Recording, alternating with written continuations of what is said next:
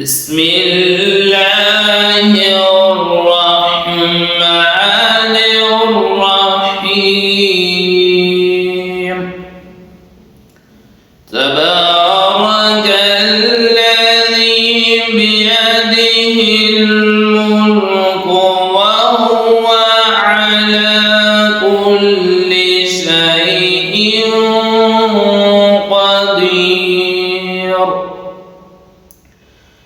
الذي خلق الموت والحياة ليبلوكم أيكم أحسن عملا وهو العزيز الغفور الذي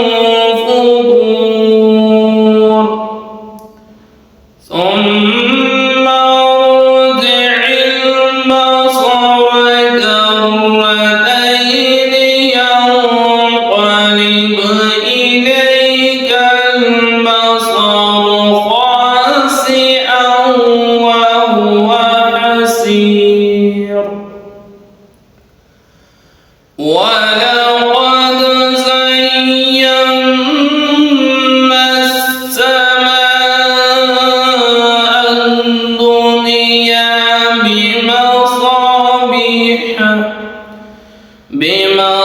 بمصابيح وجعلناها رجوما للشياطين وأعتدنا لهم عذاب السعير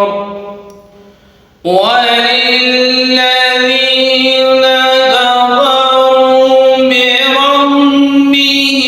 عذاب جهنم وبئس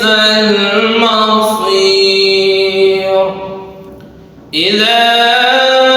ألقوا فيها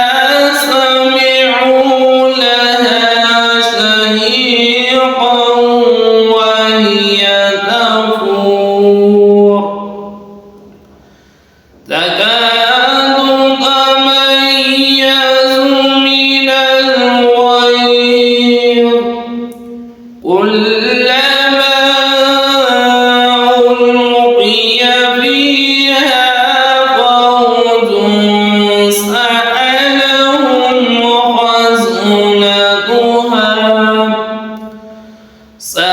سألهم خزنتها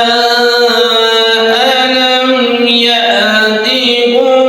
نذير قالوا بلى قد جاءنا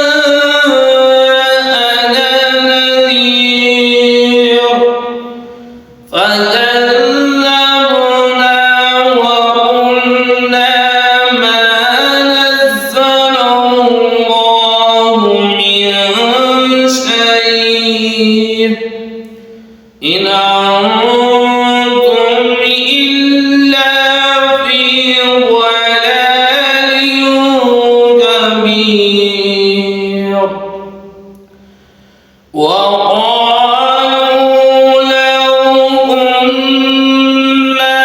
نسمع أو نعقل ما كنا في أصحاب السعير فاعترفوا بذنبهم فسحقا لأصحاب السعير إن الذين يخشون ربهم